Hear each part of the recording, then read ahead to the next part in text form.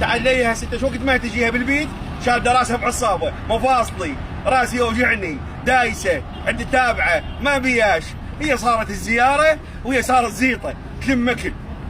24 ساعه رايحه جايه، 7 مرات تروح الامام الكاظم، وفاه الامام الكاظم.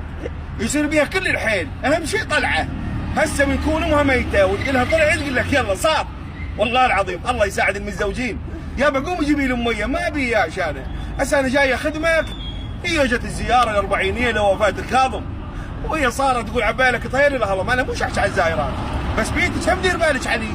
هسه تهم اقعد ببيتك، شوف حوايج رجليك، جيبي له حاجه محتاجه.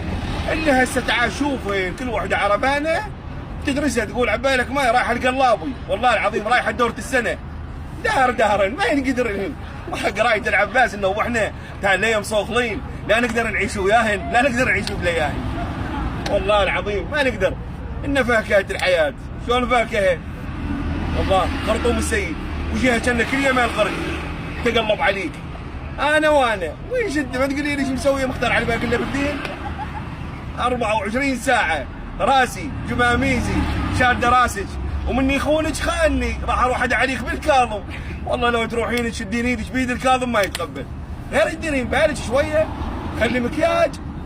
جالس انت ما تقولي لي ابن عمة خالة ابوك ميت، كل شاربها كبرت تحلفين بيه وخليها شواربك. ابن عمة خالة امك ميت. الرجال ايش وقت ما يجيك ما بيه حيل. صار عندنا فرح بعد كافي. كبرنا شنو كنت اشوف الاجانب.